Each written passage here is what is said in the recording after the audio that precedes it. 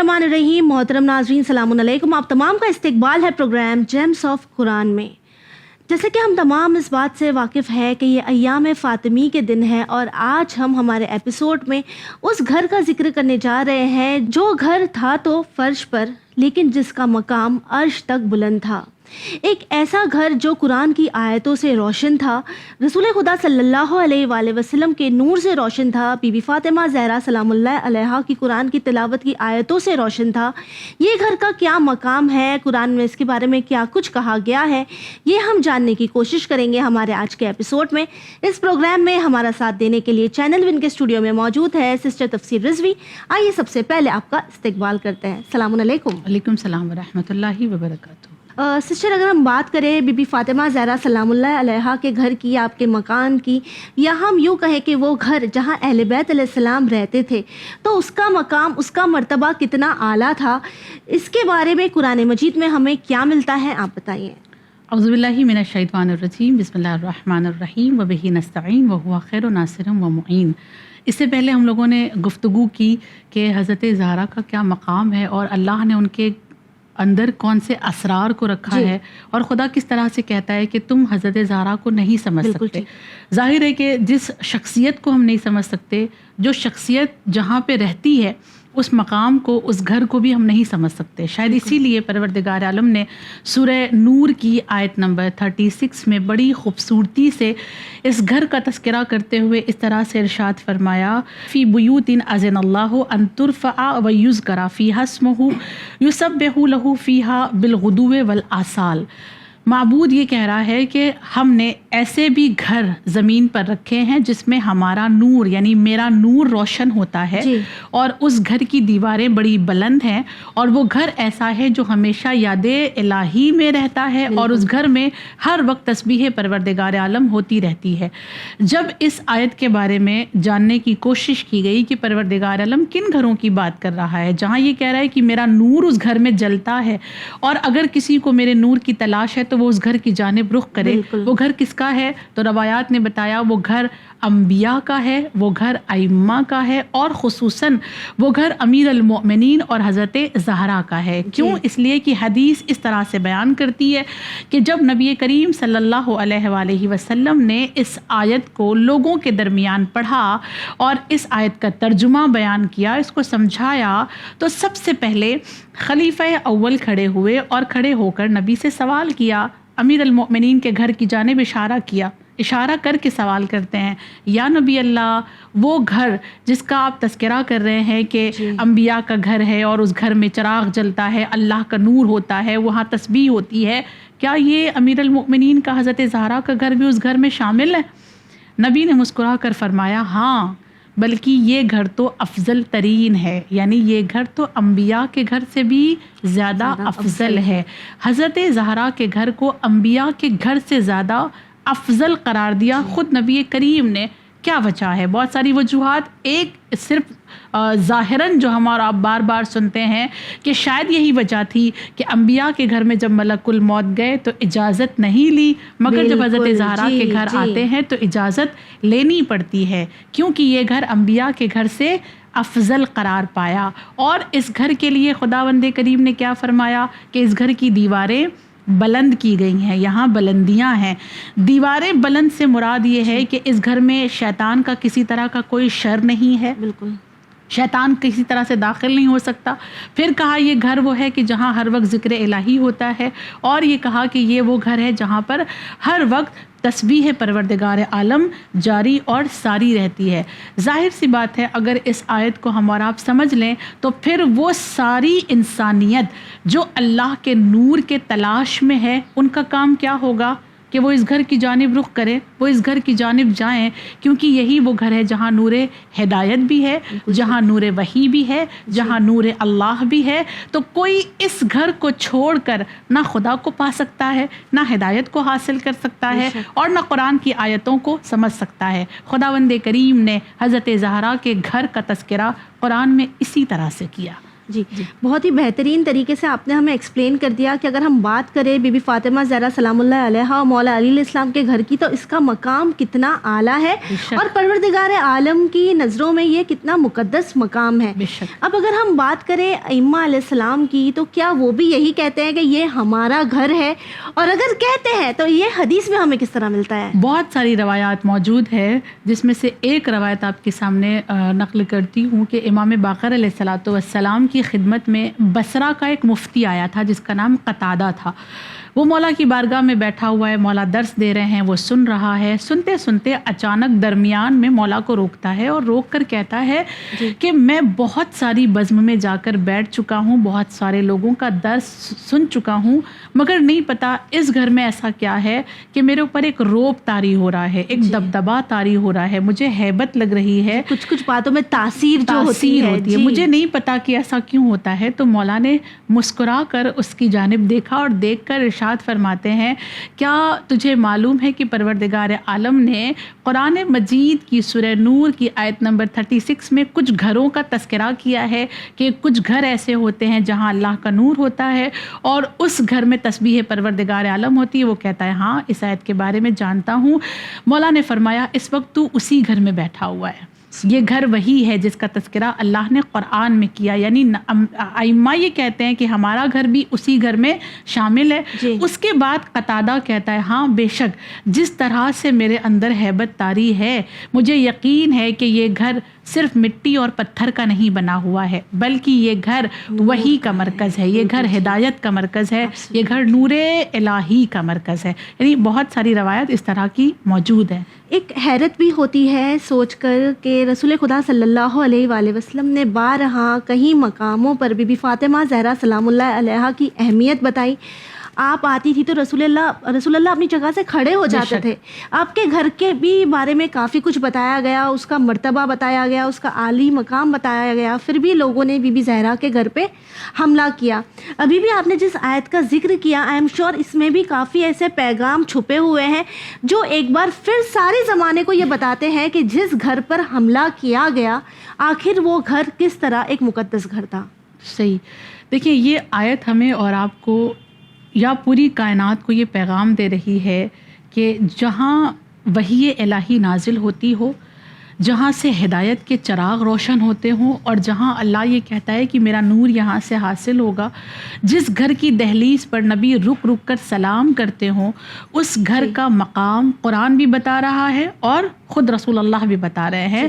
بار بار بتانے کا مقصد کیا ہے کہ جب نبی کی آنکھیں بند ہوں تو اس گھر کا ویسا ہی احترام کرنا جیسے قرآن بتاتا ہے اور جیسے نبی بتاتے ہیں. مگر امت نے کیا کیا؟ نبی کی آنکھیں بند ہوئی، نبی دنیا سے وصال کر گئے اور جب چلے گئے تو لوگوں نے اس دروازے پر آ کر سب سے پہلے حضرت زہرا سلام اللہ علیہا کو دھمکیاں دی ہیں. ہاں تاریخ گواہ ہے، صرف ہمارے یہاں نہیں بلکہ دوسری جو امت ہے مسلمانوں کی جسے اہل سنت کہتے ہیں ان کے درمیان بھی یہ چیزیں موجود ہیں کہ لوگوں نے آ کر حضرت زہرا کے دروازے پر دھمکیاں دی ہیں کہ آپ دروازہ کھولیں اور امیر المؤمنین کو باہر بھیجیں، اور اگر آپ نے ایسا نہیں کیا تو ہم آپ کے دروازے پر آگ لگا دیں گے. زمانے سے صرف ایک ہی سوال ہے کہ جس گھر کی بلندی قرآن بیان کرے اس گھر پر آ کر تعظیم کرنا چاہیے یا اس گھر کے دروازے پر دھمکیاں دینی چاہیے. اور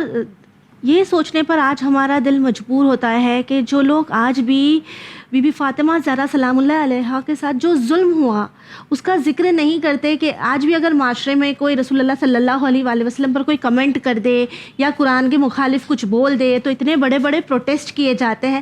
تو کیا پروٹیسٹ امت مسلمان کو ساتھ میں آ کر بی بی کے قاتلوں کے اگینسٹ نہیں کرنا چاہیے؟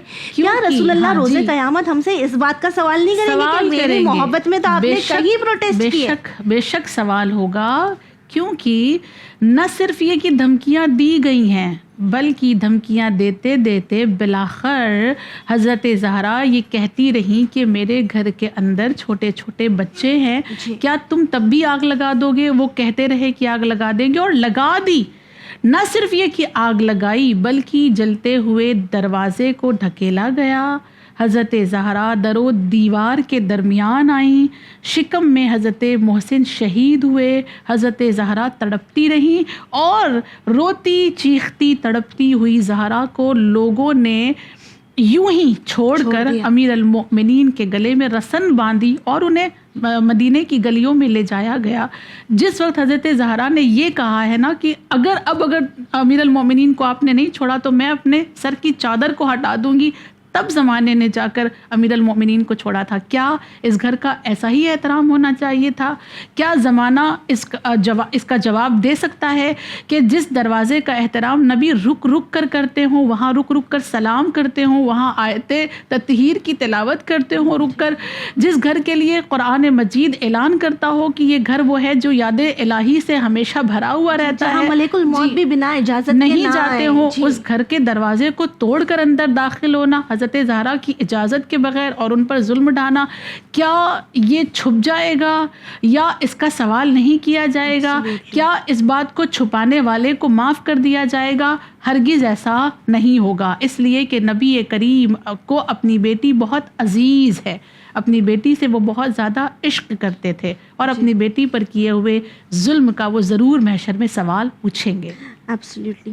اور جس طرح آپ نے کہا کہ رسول خدا صلی اللہ علیہ وآلہ وسلم کو اپنی بیٹی بہت ہی زیادہ عزیز ہے، آج بھی جب باپ بیٹی کے رشتے کی مثال دینی ہوتی ہے ہمیں، تو ہم پہلی مثال رسول اللہ صلی اللہ علیہ وآلہ وسلم اور آپ کی بیٹی بی بی فاطمہ زہرا سلام اللہ علیہا کی دیتے ہیں۔ ہم اپنے بچوں کو مثالیں دیتے ہیں، زمانہ یہی مثال کے ذریعے اپنے بچوں کو سکھاتا ہے۔ اگر ہم بات کریں قرآن مجید کی، قرآن مجید کس طرح ہمیں اس موضوع کی طرف توجہ کرنے کہتا ہے؟ اسی سورہ نور کی آیت نمبر 63 ہے، جس میں اللہ نے نبی کی اور ان کی بیٹی کی محبت کو بیان کرنے کی کوشش کی ہے چھپے لفظوں میں۔ اللہ ارشاد فرماتا ہے آیت نمبر 63 میں، لا تجعلوا دعاء الرسول بینکم کدعاء بعضکم بعضا، یعنی اے لوگو رسول کو ایسے نہیں پکارو جیسے تم دوسروں کو پکارتے ہو، کیونکہ لوگ ہیں نا نبی کریم کو کبھی طنز کے اعتبار سے، کبھی مذاق اڑانے کے اعتبار سے یا محمد کہہ کے پکارتے تھے، یا ابوالقاسم کہہ کے پکارتے تھے، یا وہ یتیم جن کو نبی نے پال کر پروان چڑھا دیا تھا وہ یا ابتا کہہ کے پکارتے تھے۔ اللہ کو یہ بات گوارا نہیں ہوئی۔ خداوند کریم نے کہا تمہارا حق نہیں ہے کہ تم اس طرح سے نبی کو آواز دو، یا محمد کہہ کے پکارو، یا ابوالقاسم کہہ کے پکارو، تمہارا یہ حق نہیں ہے کہ تم نبی کو یا ابتا کہو۔ ہاں تم کو چاہیے کہ تم یا نبی اللہ کہہ کے پکارو، یا رسول اللہ کہہ کے پکارو۔ آیت جب نازل ہوئی تو سارے لوگوں نے یا نبی اللہ یا رسول اللہ کہنا شروع کیا، اور جب آیت کے نازل ہونے کے بعد نبی اپنے گھر جاتے ہیں تو حضرت زہرا بھی اپنے بابا کو دیکھتی ہیں اور دیکھ کر کہتی ہیں یا رسول اللہ السلام علیکم۔ نبی نے کہا میری لخت جگر آج آپ کو کیا ہو گیا؟ آج آپ مجھے بابا نہیں کہہ رہی ہیں، آج آپ مجھے یا رسول اللہ کہہ رہی ہیں۔ فرمایا بابا آیت آ گئی ہے نا کہ آپ کو کوئی اپنا بابا نہیں کہے گا، آپ کو کوئی نام سے نہیں پکارے گا، ہر کسی کو یا رسول اللہ کہنا ہے۔ نبی نے سینے سے لگا کے کہتے میری لخت جگر یہ آیت آپ کے لیے نہیں ہے، ہمارا اور آپ کا رشتہ بالکل الگ ہے۔ یہ آیت قریش والوں کے لیے ہے، وہ قریش کے بد کلام لوگ جو مجھ سے بدتمیزی کرتے ہیں ان کے لیے ہے۔ ان کو اجازت نہیں ہے کہ وہ مجھے یا محمد کہیں یا ابتا کہیں، مگر یہ آپ کا حق ہے، آپ تو مجھے یا ابتا کہیں، آپ تو مجھے اے بابا جان کہہ کے پکاریں۔ اور اس کے بعد فرمایا اے میری لخت جگر جب آپ مجھے بابا جان کہہ کے پکارتی ہیں تو میرے دل کو ٹھنڈک ملتی ہے، میرے سینے کو راحت ملتی ہے، اور نہیں معلوم کہ حضرت زہرا نے نبی کریم کے دل کو کیسا سکون بخشا تھا کہ نبی کو یہ کہنا پڑا کہ یہ میری بیٹی نہیں ہے بلکہ یہ میری ماں ہے۔ اس قدر خیال رکھا، ایسی محبت پوری تاریخ میں کہیں کسی بیٹی اور باپ کے درمیان نہیں ملتی جو نبی اور حضرت زہرا کے درمیان تھی، کہ آیت کے نازل ہونے کے بعد بھی کہا نہیں آپ مجھے رسول اللہ نہیں کہیں گی، آپ مجھے بابا کہیں گی، کیونکہ آپ کے بابا کہنے پر میرے دل کو سکون ملتا ہے۔ جو نبی کے دل کا سکون ہو اگر اس کو کوئی بے سکون کرے، نبی کتنا تڑپے ہوں گے، قبر میں کتنی کروٹیں بدلی ہوں گی، اور محشر کے میدان میں کس طرح سے سوال کریں گے، یہ ہم سب جانتے ہیں۔ جی جب ہم بات کرتے ہیں رسول خدا صلی اللہ علیہ وآلہ وسلم کی، تو اس خوبصورت رشتے کی ایک مثال یہ بھی ہے، ایک بولتے نا زمانے کے سامنے کلیئر کرنا یہ بھی تھا کہ رسول خدا صلی اللہ علیہ وآلہ وسلم نے بی بی فاطمہ زہرا کو بارہا فاطمہ بزت تو منی کہا ہے. قرآن مجید کے ذریعے ہمیں اس بات کا کیا پیغام ملتا ہے, کیا ثبوت ملتا ہے جو زمانے کے سامنے واضح ہو جاتا ہے کہ جس کے گھر کو جلایا گیا وہ رسول اللہ صلی اللہ علیہ وآلہ وسلم کے لیے کس قدر عزیز تھی. اتنی چہیتی تھیں کہ نبی کریم ارشاد فرما کر گئے کہ من آزاہا فقط آزانی من اثر رہا فقط اثرنی, کہ فاطمہ میرا ٹکڑا ہے, جس نے بھی ان کو اذیت دی اس نے مجھے اذیت دی. کیا قرآن میں اس کا کوئی ثبوت ملتا ہے؟ اس کو کوئی اس حدیث کو کہیں سے کنیکٹ کر سکتے ہیں؟ یس, سورہ احزاب آیت 57 اللہ نے کیا فرمایا, ان الذین یؤذون اللہ ورسولہ, کہ وہ لوگ جو اللہ اور رسول کو اذیت دیتے ہیں, لعنہم اللہ, ان پر لعنت ہے, فی الدنیا والآخرہ, دنیا اور آخرت میں, وأعد لہم عذابا مہینا, اور ان کے لیے آخرت میں ذلیل اور رسوا کر دینے والا عذاب مہیا کیا گیا ہے. اس آیت میں جو کہا جا رہا ہے کہ جو لوگ اللہ اور رسول کو اذیت دیتے ہیں ان پر لعنت ہے نا, باقاعدہ اللہ نے لعنت بھیجی ہے. کیسے پتہ چلے گا کہ اللہ کو اذیت دینے والا کون ہے؟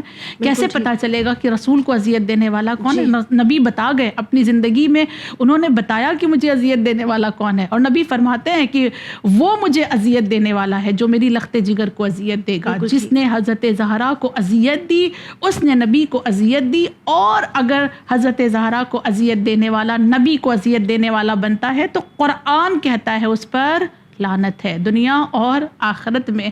لہٰذا نہ صرف یہ کہ ہم غیروں سے یہ تقاضا کریں کہ حضرت زہرا کو اذیت نہ دیجیے ورنہ نبی کو اذیت دے گی, سب سے پہلے مرحلے پر ہم اپنے آپ کو دیکھیں کہ کہیں ایسا کوئی کام ہم تو نہیں کر رہے ہیں جس کے ذریعے سے حضرت زہرا کو اذیت ہو رہی ہے. ہم سب حضرت زہرا کی اولاد ہے, اور اولاد اگر کوئی خطا کرے, کوئی غلطی کرے, گمراہی کے راستے پر جائے, سب سے زیادہ اذیت ماں کو ہوتی ہے, سب سے زیادہ تکلیف ماں کو ہوتی ہے. اس لیے ایام فاطمیہ کے موقع پر ہم سب اس بات کا خیال رکھیں کہ کوئی ایک کام بھی ہم سے ایسا نہ ہو سکے جس سے حضرت زہرا کا دل دکھے, وگرنہ اگر حضرت زہرا کا دل دکھایا ہم نے تو نہ دنیا ہماری ہوگی نہ آخرت ہماری ہوگی. اور بہرحال جنہوں نے دکھایا ہے, جنہوں نے اذیت دی ہے, قرآن ان پر لعنت بھیجتا ہے, اور ہم بھی ان پر قیامت تک لعنت کرتے رہیں گے. ایبسلیوٹلی. جی ویورز, آپ سے بھی آخر میں بس یہی کہنا چاہیں گے کہ ایام عزائے فاطمیہ کے ان دنوں میں کوشش کرے اپنے آپ میں ایک ریولیوشن لانے کی, اپنے آپ میں ایک چینج لانے کی, اپنے اوپر ریفلیکٹ کرنے کی, تاکہ ہم اپنے آپ کو بہتر بنا سکیں, کہ کہیں روز قیامت یہ نہ ہو کہ ہم بی بی فاطمہ زہرا سلام اللہ علیہا کے سفارش کے لیے رکے ہوں اور بی بی ہم سے ناراض ہو. یہ وہ دن ہے جو ہمارے لیے ہدایت کے دن ہونے چاہیے, جس کے ذریعے ہم میں کسی طرح کا اچھا پازیٹیو چینج آئے. اسی امید کے ساتھ ہمیں دیجیے اجازت, پر بنے رہیے چینل ون کے ساتھ. پیغام انسانیت. شکریہ.